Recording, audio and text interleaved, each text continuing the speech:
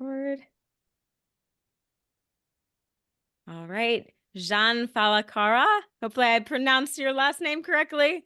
Fallacara, welcome to the Absolutely. Biohacker Yes. Babes. Thank you. Thank you for having me. It's such an honor to be here. I'm so happy to be with you both. I love you anyway. And it's every time I see you guys, it's fun. It's interesting. It's all about what life has best to bring. So that's it. I'm here Oh, with you. you're Let's have here. fun. Yes, Yes. we will. We will. We're so honored that you could share this time with us. Thank you. Thank you Yeah. for having me.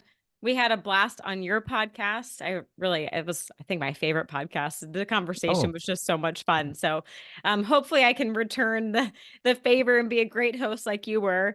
So we have lots of fun stuff to chat about today, but I think to kick it off, something that has really grabbed my attention is that we talk a lot about lifespan and health span on the podcast. I think our audience is very familiar with those terms, but not lifespanning. I think this is a new word for our audience. So I want you to just jump in and explain what is lifespanning and what is the mission behind this for you. Cool. Thank you for that. Yeah, lifespanning is a word that I invented because I was trying to get away from the term of biohacking, which I like. I'm a biohacker like you are for a long time too, and still the legacy of biohacking is awesome. But some people don't perceive it the proper way. And me as a scientist as well, I have some reluctance to use it for explaining what I'm doing, because in general terms, science will tell you that you cannot hack your biology. So starting from there, I was trying to figure out what's the best way to express what we're trying to do as biohacker, but at the same time, we biohacker have been kind of elitist or cultish a bit, and the movement became more and more closed. And there is 8 billion people on this planet, and it cannot be just like a small circle of friends improving their health, but the world has to go in that direction. So health span, lifespan, both combined is lifespanning, is like bringing more years, but bringing more years to your life on purpose and quality life, not just like, because the medical field, pharmaceutical field has been doing a great job by extending lives already, trying to, well, yes and no, treating some part and creating some others. But I think that we extended life span so far because of that. But our job, our sorry, our job, our role. I'm gonna get some water. Take a second. Get some water, yeah. Yeah. I mean, all what you're and saying. by the way, water is life. Water is life. I got my Evidence. water here too. Yep. Same. Yeah. Well, I'll just take a sip. Quick water break. All right, everyone listening, go take a sip of water. Stay hydrated. That's it. Yeah, stay. It's so important. But so that is it. Like lifespanning in general is like bringing more years, quality life, going further than what it was supposed to be with the medical and the health care system that exists today. And I have to always remind people this is so important.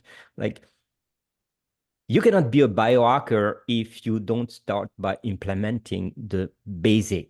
The basics are put your baseline to this 90% that is required, and this 90% is only achievable by using natural behaviors in your lifestyle.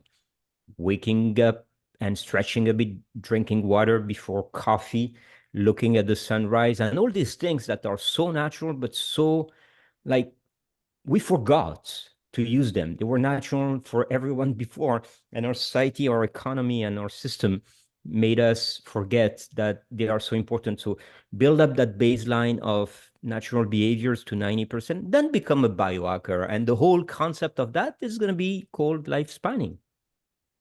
Yes, I agree so much. I feel like the intentions were always good with biohackers, and maybe like the man that claims to be the original, I think Yeah. had good intentions, but it's Mhm. always really interesting and exciting to have new technology. So somewhere along the way, it's like we got swept up in the tech, but you're so right. It's like if we're not doing the foundations, then Yeah. we're not going to be able to benefit from these advanced technologies. And when we spoke on your podcast, I was so impressed to hear that you really don't use a lot of data or wearables. You're a Not anymore. scientist. You have an Yeah. incredible scientific background, but you are using your intuitive body to really guide your life, which is what we're trying to do with our audience, is really educate and empower through wearables so we can come back to the intuition, which for a lot of people ends up being a longer journey.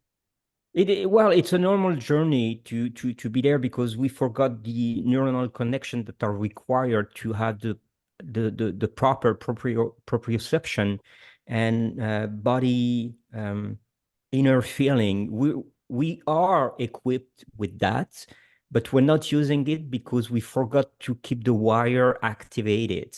So, Mm-hmm. of course, you can use, and at the beginning, I was using wearable and tracker and everything um, to learn.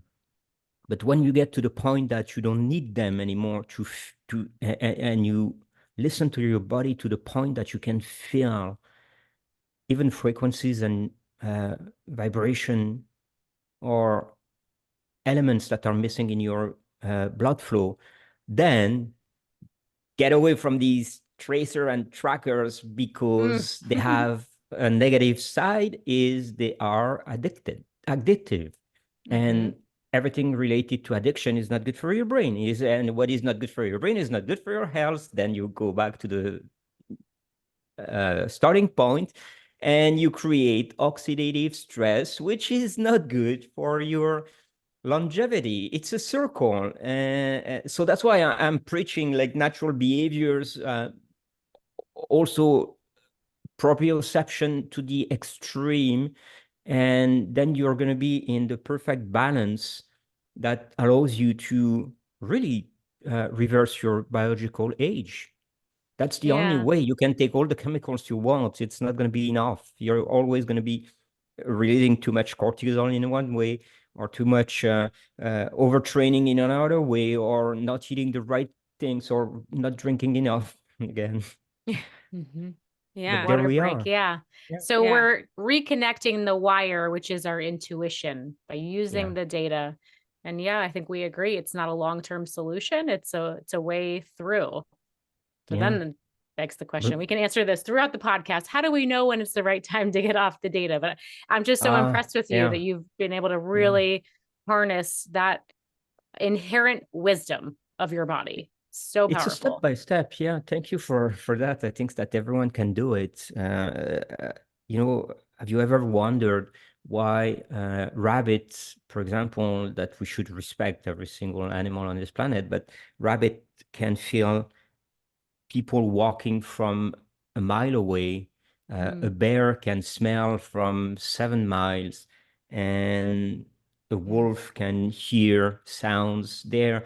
They don't have a different network system than we have. It's just wired differently. So, Mm, and they're coming from the same origin. We are all coming from the same origin. So, why our brain, that is supposed to be the most advanced brain as human, has lost all these perception abilities that other animals have developed in another way? It's because we yeah. speak. Maybe we speak too It's much, very but noisy, Yeah. right? We yeah, don't Yeah. it's listen. very Yeah. nice. My Yeah, dog Rudy knows when I'm coming up the driveway. I can't yeah, be seen, but yeah. he can sense it. And he knows, yeah. And we are equipped the same way. They have those perception sensor for different frequencies that we just forgot to use for so long that you can connect them back step by step. So you need wearable at the beginning to learn your body but you have to, when you're using wearable, you have to remember that it's not the machine that is guiding you. It's you that is guiding the machine to guide yourself. So don't be a slave of it. Don't like look, you have a Fitbit, you're looking at your heart rate. simple, not even your HRV, heart rate. Do you really need to know that moment, that value? Yes, until you know. I can tell you now, like just like this, I can tell you my heartbeat is about 72. Wow. I don't need a Fitbit for that. Goals. Yeah. Yeah. Yeah. Yeah. I would have like a Yeah. range. I'm like somewhere between 70 and 90. Not sure. Yeah, that's No, I very can be impressive. 72. Maybe I'm 75, but I can guarantee you I'm in that range. Yeah.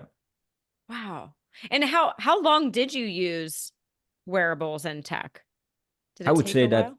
yeah. And I change from one to the other, to the other, to the other, because sometimes you get one and you get so addicted to what he's saying that you need to change the perception of those data that are getting into your brain and your in your memory processing. So I've been using wearable probably, I would say, a good 5 6 years in a row, but it's been like over 5 years that I haven't got any on Right. me. And sometimes I put one just back for the fun of it to see if I'm still accurate on my thought, on my perception. And as long as I keep being accurate, I'm not going to put any back. And at the end of the Yeah. day, look at this. You're wearing a Hura and you wake up in the morning and you didn't sleep well because your ring is telling you that. Your day Yeah. is fucked up just because of that. There's a study that shows Yeah. that point actually. Like you make they put fake Oura ring to people, and when they were waking up, they were telling them, "Oh, you didn't have much sleep tonight," and most people go, "Oh, yeah," and their day was bad, and it was not even Oh, true. So it was just like their so perception of their psychological. sleep. Yeah, yeah. So, and even you Oh have a Oura man. ring, it tells you you didn't sleep well. You don't even know what to do. Yeah. That's a great point. That's a great point. Yeah. And Lauren and I talk about this too. Like, I think there's different personalities with the data. Like, I don't get as upset as I think some biohackers would if they saw like a 50, but you're right. It still gets into your head that day. You start questioning, well, what did I do yesterday? What did I do Yeah. wrong? Well, how Yeah. did that happen? Yeah. So Yeah. Where definitely did I fail? Yeah. plays And it's tricks. sad because, most of the time, whatever you do doesn't affect that much your whole system. And like testosterone level or stress level or glucose monitoring. You're gonna have a donut, your glucose is gonna spike and blah blah blah. But so what? An hour after, you're back on track Yeah. because your body is well balanced. Yeah. So Yeah. just think about live. Take time to live and to enjoy every moment. Yeah. Yeah.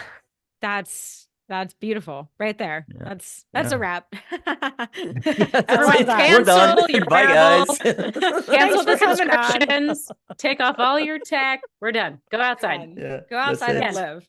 Yeah, Um, exactly. Yeah. yeah. Well, I would love to do a little rewind and hear, how did you first get into, whether you want to call it biohacking or lifespanning Biohacking? or just like your interest in health? Have you always been Yeah. passionate about it? Yeah, yesterday when I finished my speech, so we had a round table and people were coming to the round table and I got swamped by like so many people coming and asking questions. And this question came so often, like, when did you start to be a biohacker? And I go like, probably the day I was born. That's Because great. it's a Yeah. natural behavior. But in matter of fact, I think that my whole life I've been fascinated by performances, but the performance of the brain first. And it started from there. I was obsessed, compulsively obsessed by how the brain perform, how the brain memorize stuff, how the brain structure information to serve you. And then overall, we always talk about intelligence, but the intelligence is like you got that ton of information, and intelligence allows you to connect the dot in between those points. and make sure that when you are reasoning, you can put some things that is structured enough in perspective. So many people are reading books, they have information, they're watching podcasts, they're learning on certain things, but ask them to put those information coming from all the space together and to make a build up process of intelligible ideas. Not many can do that. So I was fascinated by that, and I was trying to optimize my brain. And it started a long time ago. Of course, tried yoga, meditation, and all these things, and I couldn't do it because of my ADHD, because I was always trying to do something else. So I've learned many things, and then um, I realized that breathing and some technologies like transcranial direct stimulation were really efficient to get your brain primed and neuroplastic, because how we retain information, it's through neuroplasticity. And the second factor is like you need rest to have your brain getting into the neurogenesis phase and process this information that you can use it later on. So I was using transcranial direct stimulation. And then I saw that transcranial direct stimulation was very cool for my sport performances. And I was just like, holy smoke, I can have a brain and use my brain for sports.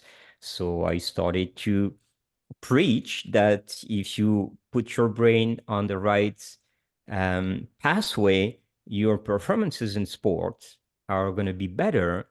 And then people started to call me a cyborg because I was processing information and I was learning faster than everyone in a sport that is not that easy, calisthenics. And so step by step, from those tools, transcranial direct stimulation to infrared stimulation on the brain, then of course the huge advance that are made today on sound and light stimulation for the brain, music. Music has a profound effect on the brain. I have a couple of tricks. For example, before even being a true biohacker, I was using music. I used to be a DJ. So I was using 128 BPM music and put my steps on the 128 BPM rhythm.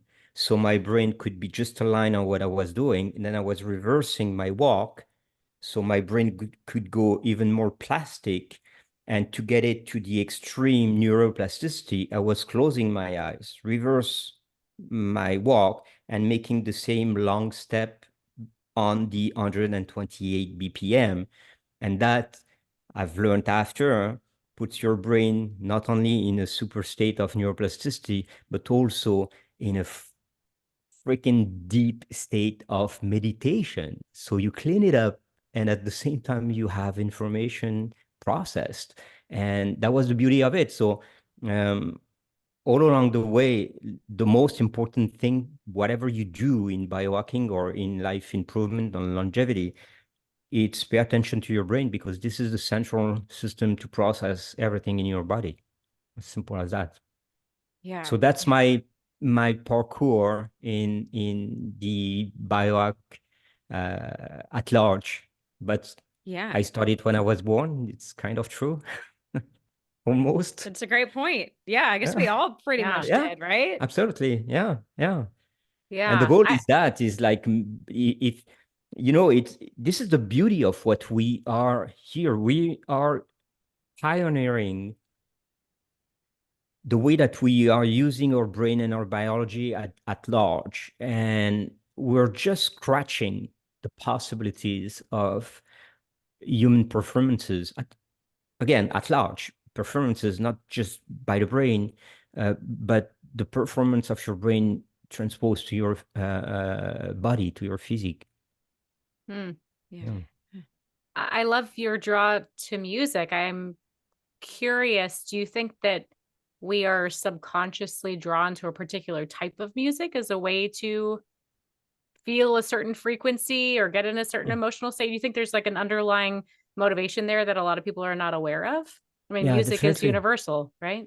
Yeah, definitely. And some people are more like, if I put a piece of music that you like, and let's pretend you wake up and you're sad, but I turn on the music and you recognize one piece that makes you cheerful and brings back memories from a part of your life where you were really happy. I guarantee you that you're going to shift your mood right away, and your happiness and your serotonin will flow into your and dopamine will flow into your bloodstream, and you're going to shift completely your mood. Yes, we are very sensitive to different type of music. Of course, it's a learning process. I always recommend young parents, when they have their kids, like, the first step is, even when you are pregnant, listen to music. Put music close to your belly when you have a kid, and when they're young, teach them to listen to music. There was a study that was showing that some Beethoven and Mozart, actually Mozart more than others, was really creating sparkling stuff in the brain of babies. And then I found out in 1998, I think, that a study that was showing that techno music was even more powerful because of the redundant BPM process that was behind. And then the harmonic from the techno music were so complex because of the electronic music coming in, that it became even more neuroplastic generator than classical music. And the fun of it is that that study was showing people in rave party, and I've been in rave party, like, all at the same pace, with their brain in a state of flow that was almost constant, not just like for a couple of minutes. So Oh, yeah, music is yeah. fantastic. Yeah. Yeah. Renee, I think you've been onto something for so long. She was listening to EDM in high school, and I was like, stop, it's so aggressive. I know. And Everyone thought I was such a weirdo in high school. I was not ready for it at 8 a.m. or 7 a.m. when we were driving to school. Boom, boom, boom. But now I was like, let's go. She was ready. She knew. She subconsciously was like, I'm healing neuroplasticity. Yeah. It took me Yeah. going to Burning Man, getting exposed to it in a whole different environment. And I Yeah. remember the first time I went, I came home, I was like, this is like a lullaby. I'm like, this is really soothing. It just, my whole perspective shifted. And I Yeah. do feel that there is a sense of like flow state and coherence.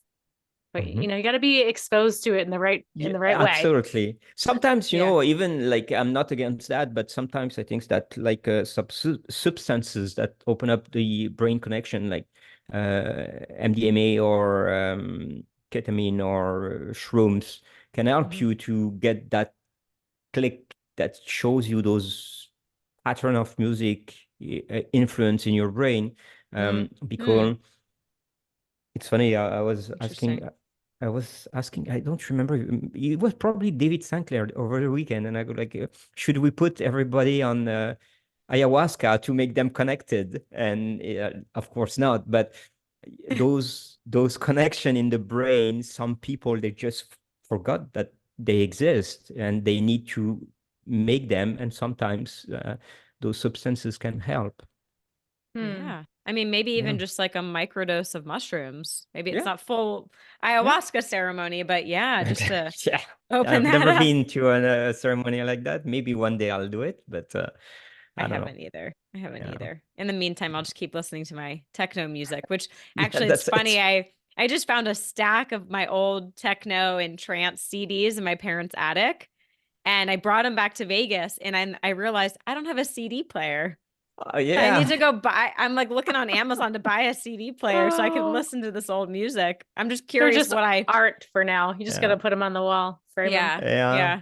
yeah. Curious to see how different the music my techno was 20 years ago versus what I listen It's to pretty much, today. yeah. Or the Today, same. I don't know. it's pretty much the same, but today they have like so much technology that that has changed, that the mix and the harmony are more and more complex. You know Julia Jones, Dr. Julia Jones from Mm-mm. UK? So No. she's a doctor in neuroscience, and she's studied everything related to music. She came up with a concept, and she's working with Sony Music, a concept that you can combine music and breathing to put people into meditation faster. And they are working on a way to combine music and breathing to actually cure anxiety, to PTSD, people suffering PTSD and other things like that. It's interesting. The way that they've done it, if I do remember well, is like instead of having boom, boom, boom, three bass, they added one for 3 times, and then they added one another time 3 times later. So the brain gets triggered all the time with this. And if you put your breathing rhythm at the same pace, then you get into flow state and meditation. Yeah, interesting stuff.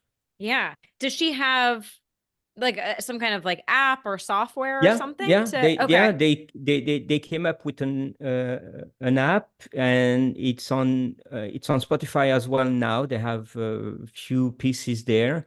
Awesome. I'll share the link. Yeah, Dr. Julia Yeah. Jones, fascinating woman. She's a rock star. She's like 60, but she's in a band playing. Yeah. Yeah, very Love cool. it. Yeah. Power of music. Yeah. Yeah. So circling back to, you said you got to talk with David Sinclair. It sounds like you were at quite Yeah. an amazing event, the Live Long Summit. Yeah. Maybe you can tell our audience like more about it, because I'm sure they're going to want to go to the next one. Like, what was the big takeaway or highlight for you? Yeah. You know what? So much information there, but high quality information from speakers. So the lineup of speaker, starting from David Sinclair to Dr. Mark Hyman, Brian Johnson, uh, high level. I was just raising the bar. I was putting the bar lower. I was Ah, one of the speakers. Like, you look at the ah, lineup, and then you see, Are oh, you Jean kidding Fallacara me? is there. Mm-mm. no, no, Nope. You're that's at the not true. top. You're at the top for us. Oh, yeah. Thank you. But yeah, so a lot of information. What like the audience, over 1,000 people are attending, and 60%, 60 something percent were like doctors, practitioners, scientists. Um, Everybody was so fascinated by the process of living longer and trying to find out the best way, the tips. And so you see so many molecules named dropped technology. It's a kind of complex and overwhelming for many people out there. And when I came on stage, I just said, like, you know what, guys?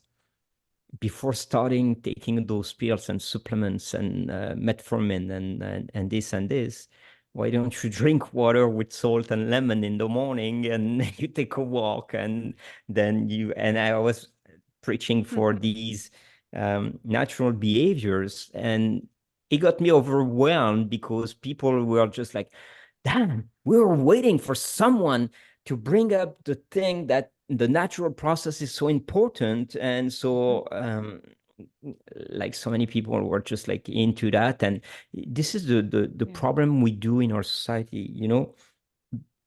We always try to find a magic pill in everything, and we forget that you cannot build up on sand. It's as simple as that. And our biology is made in a way that the foundation of who we are is based from where we're coming from.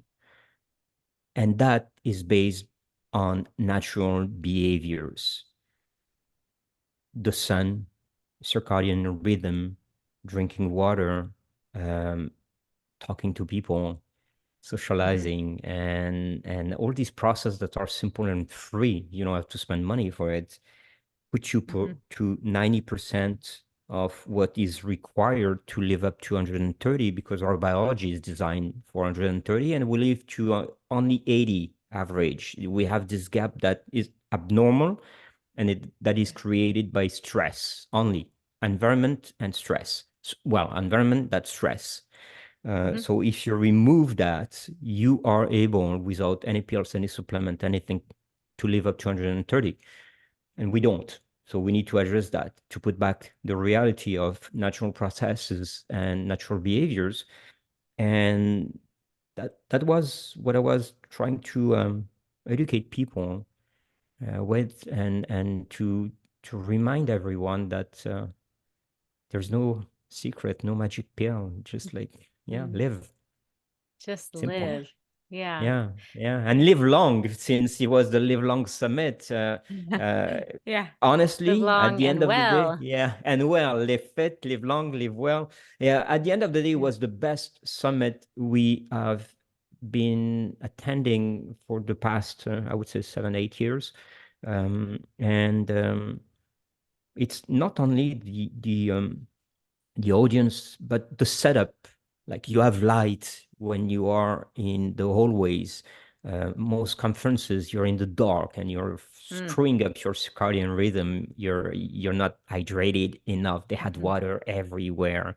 And the food was there. Then those speakers have 100% attention when they speak, which is a beauty, because I've been speaking to some events where it's so noisy out there, and like you end up having, like, I don't know, 50 people listening to your speech that you prepared so hardly.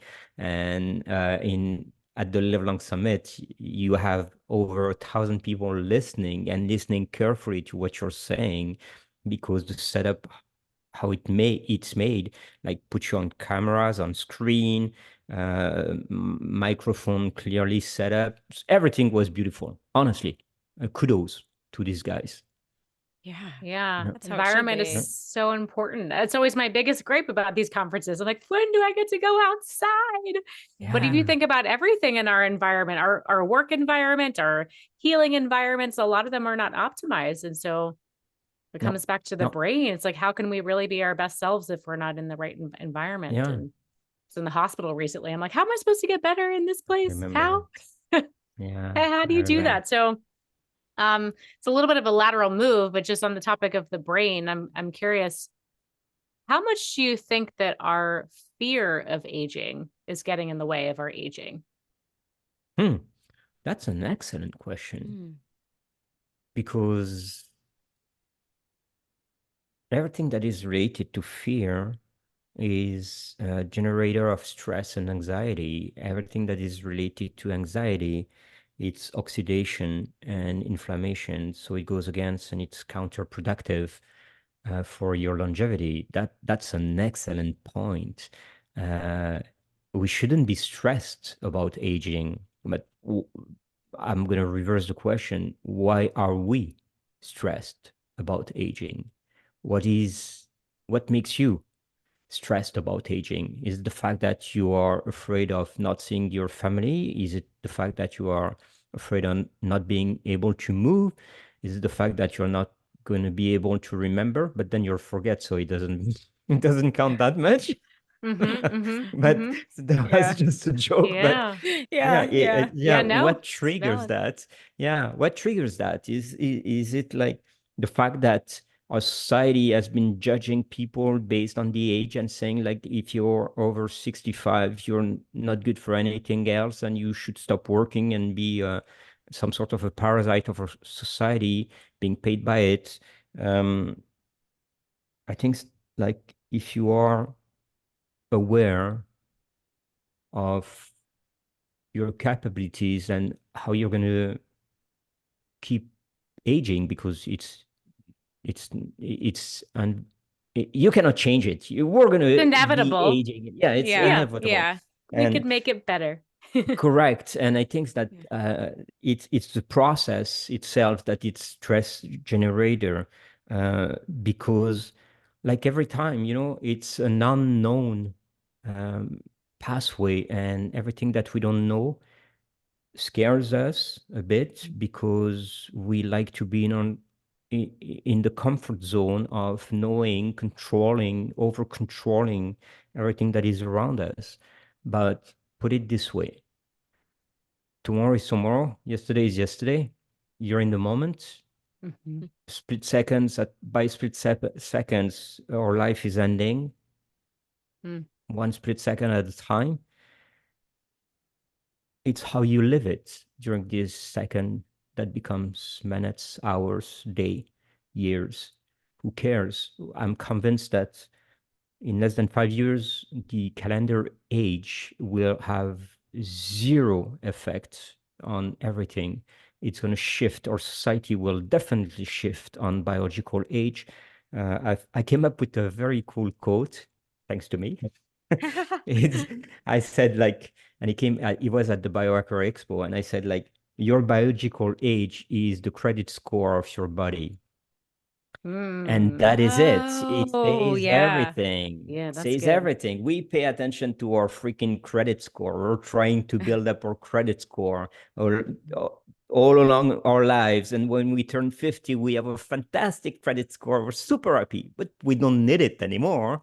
And for our biology, we should pay attention to build our biological age credit score for the body way more, because in the near future, insurance company, bank, cars, loan, everything will be related to that. If you're Mhm. 20 and your biological age is 45 because you're overweight, diabetes, and heart problem at the door, no one will lend you money anymore. If you're 40 and your biological age is 20, you're going to have the best rates, you're going to have long terms and lower rates and everything. And our society is going to shift into that. That is definitely my best bet. Mm. Yeah. Yeah. I mean, to be rewarded for taking care of our Mm-hmm. bodies is pretty Yeah. cool. And that's, Versus right now, I feel like I'm Novel. like, yeah. yeah, I mean, I'm like Yeah. punished by my insurance company because they don't want to pay for the things that I want to do. Yeah. I end up Yeah. paying cash for things. But Yeah. do you have a favorite biological age test? Because I know there's so many Mm-hmm. coming out on the market. Yeah, it's funny because I've tested all of them, even like telomere measurement, methylation, and all these things. And True Diagnostic came among the first, and I discovered glycanage with the 20,000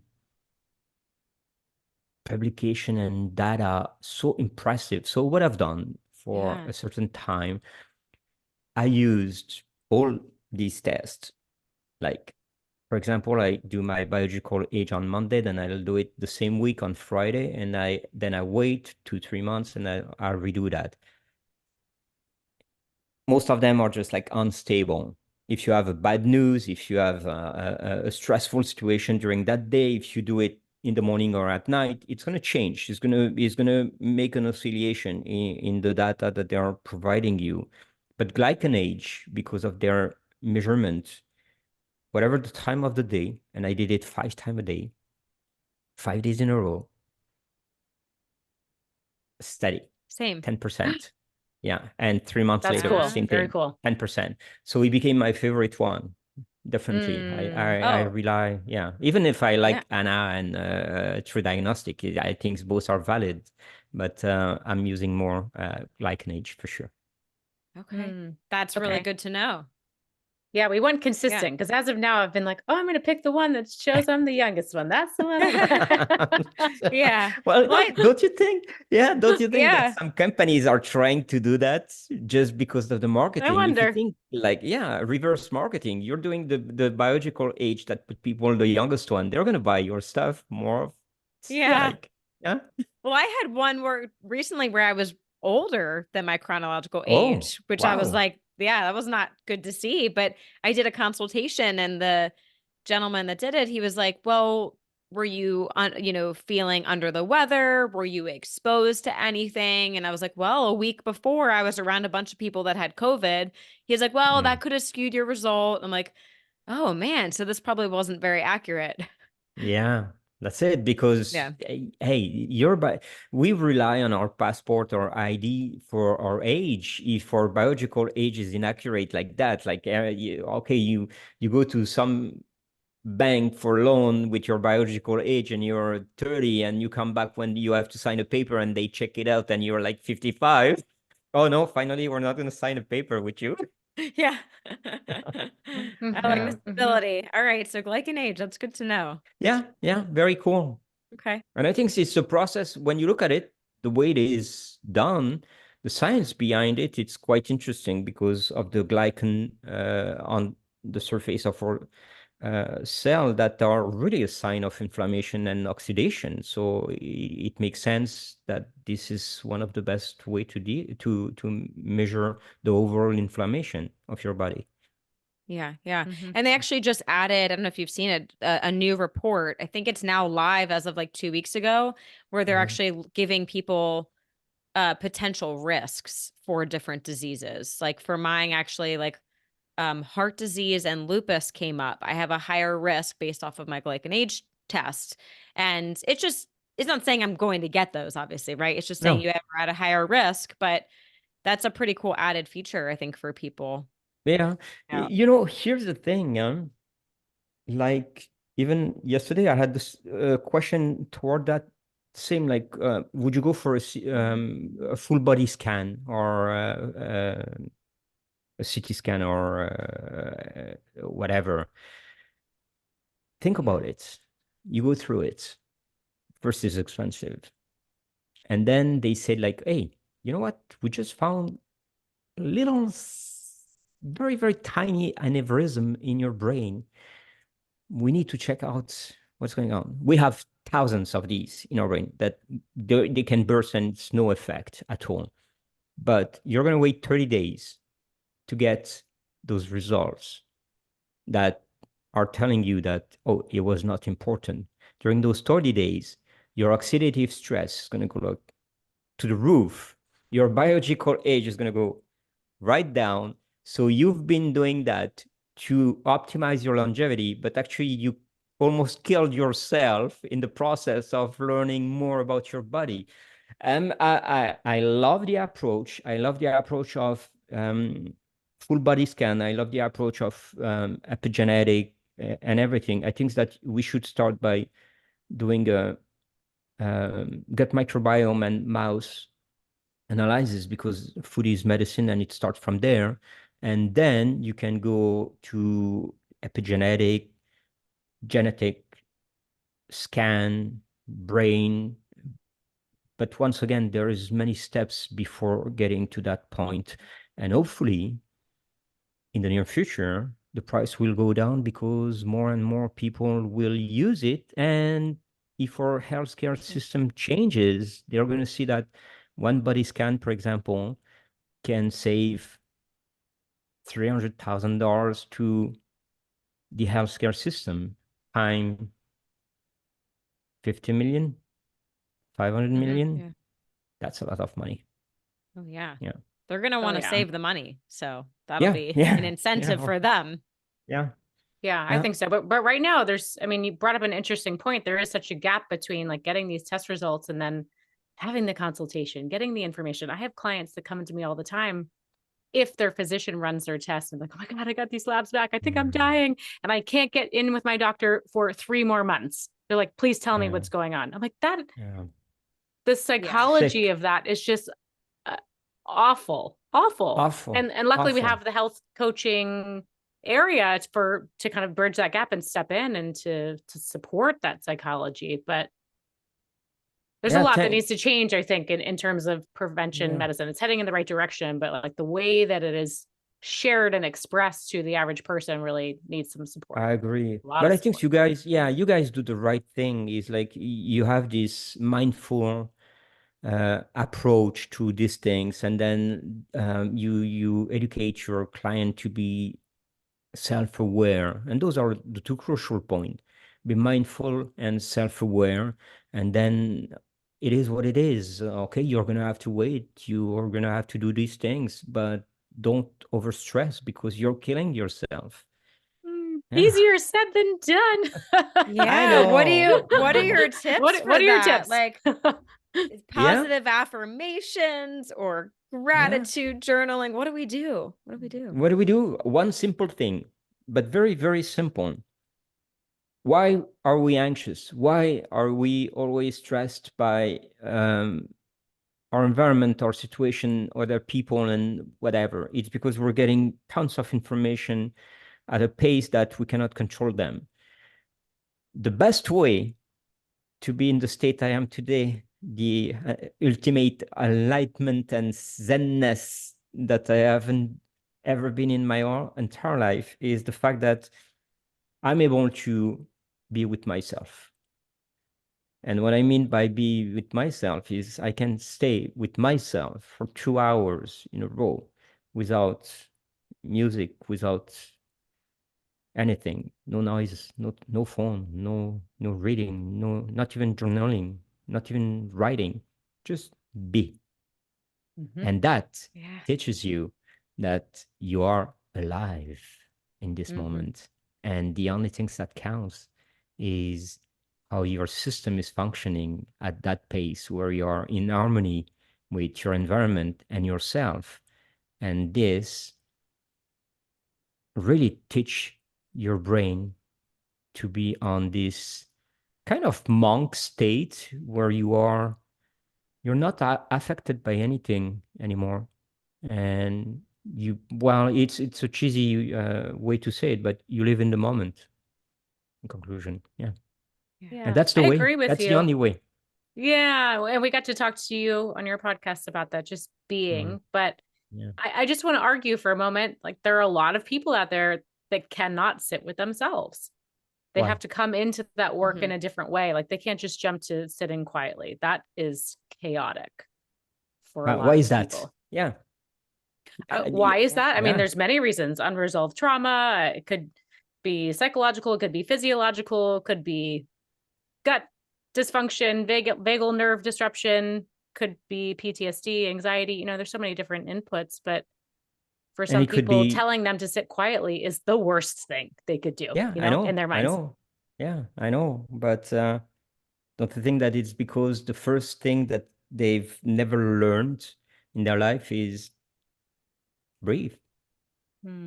We are not, as kids, no one ever told us how to breathe. We have kids going on like crisis. What our parents were doing, stop it, you calm down. It's the worst thing that you can tell a kid. Calm down. He will never calm down. But if you were going to your kid and you go like, hey, it's finished. We have never been educated that way. Let's try to change that system. And then all the society will be completely different, and more people will be able to sit still with themselves. Yeah. Or just the permission to feel the feelings. Correct. As a kid. You are right. Yes. Yeah. Rather than just like suppress and put it somewhere inside of your body and wait for it to come out 30 years later. Yeah, that's where does it go? True. Does it go away? It doesn't go away. Oh yeah. It's like the beach ball analogy. I think we had a recent guest say. It's like you can only push the beach ball underwater for so long, and then they start popping up everywhere. Yeah, that's very cool. I like whack-a-mole. That. Yeah. Do you know whack-a-mole, Jean? They just keep coming. Yeah. That's cool. Yeah, I like that. I was out to dinner the other night with friends of mine, and they have a 1-year-old and a 2.5-year-old. They have their hands full.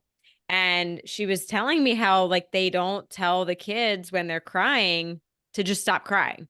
And she says it actually drives her crazy now when she sees other parents doing that to their kids. But you know, you're not going to tell another parent how to parent. But she's like, when they're crying, she like sits with them the same way you would sit with like another adult. Beautiful. If they were crying, like how would you treat an adult that's crying? You should teach treat your kids similar way, not just shut up and stop crying. Yeah, because we say same things. We haven't been educated to breathe and to listen, but we lack of empathy and compassion. That's the thing. Like most of the time, how do you treat an adult that is crying? Most people will just walk away and be scared about like showing some compassion there and trying to understand why they're crying. And it's the first thing that we should try to understand. And you don't have to go to the extreme of crying. to do that first step of trying to understand people, like understand, I never argue with anyone for that reason. It's because I'm not in their shoes. And if you start by just like trying to argue, it raises the anxiety of both the people that are talking, and at the end of the discussion, it's not going to be concluding in any point. Everybody will go back home with the same feeling and frustration. But if you just step back and you go like, if I was in her shoes or his shoes, why would I say that thing? And you can ask the same question to the other. But if you put that in that direction, there's no more war. There's no more fight. No more fight. Everybody will try to understand each other.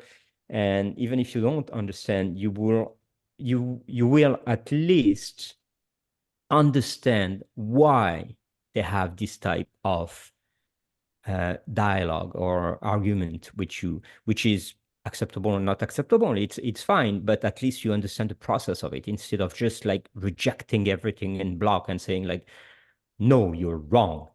No one is wrong. If people were spending 30 seconds with other people all the time, I think we're all unique snowflake. I don't say that many times, but we can understand that everybody on this planet has value. Point. Yeah. Yeah. Yeah. I love that approach. Yeah. Well said. Yeah. Well, Jean, we're almost at the end of our time, but we can't finish this podcast without us asking about your fitness. You are one very impressive human. Yeah. I'm just so impressed with you. Like your experience as a scientist, your humility, everything that you know about the brain and just being human. And then you look at your Instagram page and you were out of this world, insane. Thank you. How does your fitness play a role in who you are? I think it's a big part of it. I cannot live one day without working out. Not extremely, like in the same philosophy I was saying before. I'm going to work out every day, but I'm going to always listen to my body. So some days I'm going to stretch and do handstand for 20 minutes, and some other days I'm going to go all the way intense for 2 hours. But it's all like you listen to your body, you don't force to the point that you are so exhausted and you overtrain. And it's been a build-up because of the focus and the dedication that my brain has dictated to performances. Is I'm trying, honestly, to see to what extreme I can go in terms of doing what I'm doing in calisthenic, in gymnastic. And the problem, which is a great problem to have, is every day I go to the gym and every day I increase my performances just a bit, but I come back happy enough.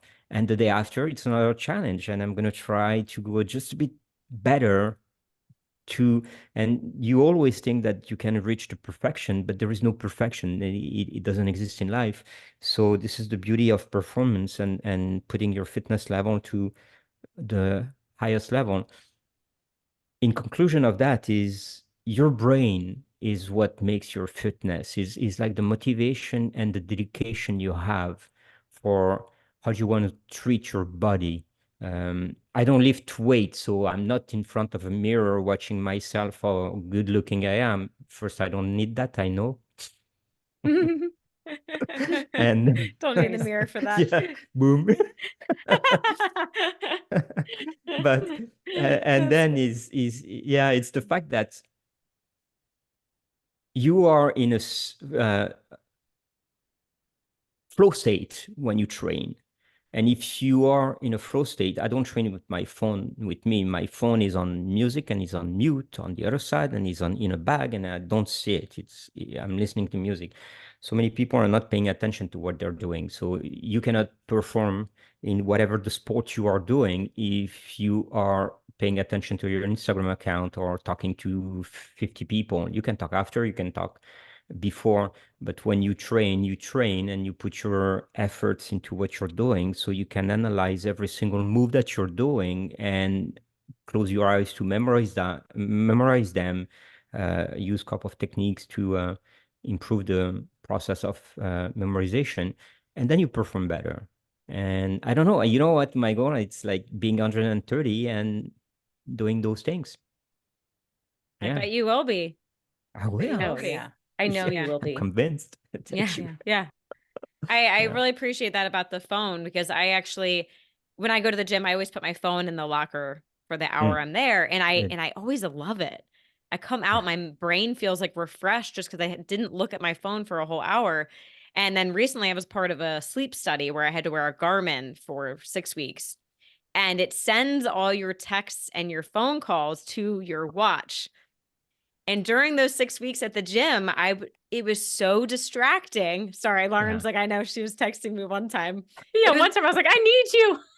Sorry. it was an emergency, so I guess there is some benefit of that. But Yeah. every time it buzzed, I would look at my watch during the workout, and I was like, man, this is Yeah. distracting. So I don't wear it anymore. Yeah. But Yeah. anyways, That's the thing. And wearables are terrible for that. It's like your phone is like, we say that, but my phone is not on before 8:30 in the morning and it's off at 9:30 at night. And someone asked me yesterday, how do you do with emergency? And I go like, there's two emergencies. My daughter first, my wife second.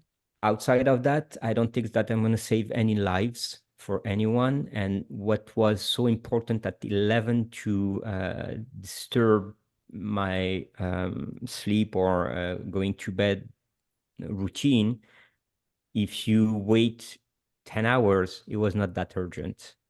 What we find as urgent and emergency on the moment, on the spot, it's because our reptilian brain is triggered and we're just like on panic. But if you step back from there and you're just like, wow, okay, no one died. Yeah. Let's redefine urgent. yeah, Yeah. you got your Yeah. sleep. Awesome. Yeah. All right. Well, one final question for you. If you Sure. can leave our audience with a final piece of advice, something that you think they should start doing today to optimize their health, what would that be? Be mindful for sure. But I think one one important, very important tip is try to really look at these sunrises in the morning. And if you do that for 5, 6 days in a row, I bet your life is going to change. Honestly, you're not going to feel the same a week later. And you're going to be so pumped up that you're going to be improving your life on a daily basis, just naturally. And start by that, just that. Mm, Yeah, that's it's great. because this sunlight has so much effect on our circadian rhythm, on our sleep, on our mood, on many aspects. I could have brought the water in the morning or meditation, but is the sunlight the key Yeah. to everything? Yeah, Mm, yeah. It's That's such powerful. a goal. I want to see the sunrise in the morning. That's all right. I'm gonna start Yeah. leaning towards that closer and closer. Please I do love it. that. Yeah, Yeah. and do it like the first day, you do it the second day. After, you know what happened? Actually, after 7 days, you get addicted to it. I could see that. That you don't want to miss it anymore Yeah. because you feel so great. And if you have to walk to see that sunrise, it's even better because the time you walk to see the sunrise, you are in the expectation of the sunrise that is going to be beautiful. And you are in a phase where your brain starts to go into meditation pattern, and you get there and you see this sunrise and you're just like taking the time to see the sun there for like 10 minutes, 20 minutes, whatever. And then you cannot miss that anymore. Ah, you probably Yeah. get amazing sunrises in Miami. In Miami. It's Yes. so Mhm, beautiful. mhm. Yeah. Yeah. Also, if you've gotten up early, you're going to be tired earlier. So you're going to go to bed earlier. And then you're Yeah. more easily going to wake up the next day, right? It just takes one time to Absolutely. like get Yeah. yourself out of Yeah. bed. It's true. That's the Yeah. thing. Yeah. Yeah. We sometimes we say like, oh, we're gonna put my an alarm or something. I've never used alarm, even when I fly. But it's just like I follow the sun pattern. I know that I'm waking up like 45 minutes before the sun because we're like matched. Yeah. Yeah. And he You calls got me You got a before he thing. goes there, You and got I a go thing like, with the ah, sun. okay, I yeah. see. I So see. yeah, and so my sleep varies around the year, and Miami is very good for me because the time difference between night and days, winter and summer, are not big. Like in Canada, you can have like 6 hours variation, but in Miami, in the summer, the sun goes down at 8, and in the winter, it goes down at 6:30. It's no Oh, wow. big Yeah. deal, it's not a big Mhm. difference. So you adjust yourself, and that's why Miami helped me a lot. Yeah. Mm. Good place to be then. Mm. Mhm. Awesome.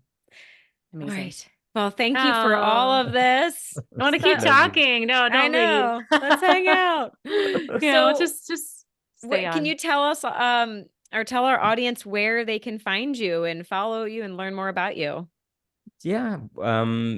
My website, jeanfallacara.com, is pretty much the central spot where you can find my LinkedIn, my Instagram at Cyborg Gains, uh, my YouTube channel, No Plan B podcast, and all these things. But it's the central point where all the information are, and my phone number is out there. That's the thing, I always say that. And when I said that yesterday, this morning, I got like 122 WhatsApp messages, and I was just, oops. This is Oh, stressful. good morning. Good Wow. morning. You're like, pause. Gotta go see the sun. Yeah, that's Yeah. it. Yeah. Yeah, exactly. Yeah. Yeah. Oh, great. Well, we'll link to all that in the show notes because I know everyone would Thank you. want to follow you and learn Yeah. more. Yeah. And I Thank reply you. to everybody. So Wow. You're So you're generous. you're amazing. You really thank are. you. Thank You you are. so much for hanging out with us. Thank you. Such a I love pleasure. you. Just that. I love you. I I love you love you too. too. Yeah. Let's do Thank you for more. having me. Yeah. Absolutely. Yeah. Hopefully in person. All right. Well, that is a wrap. Thanks to everyone that tuned in today. We will see you next time.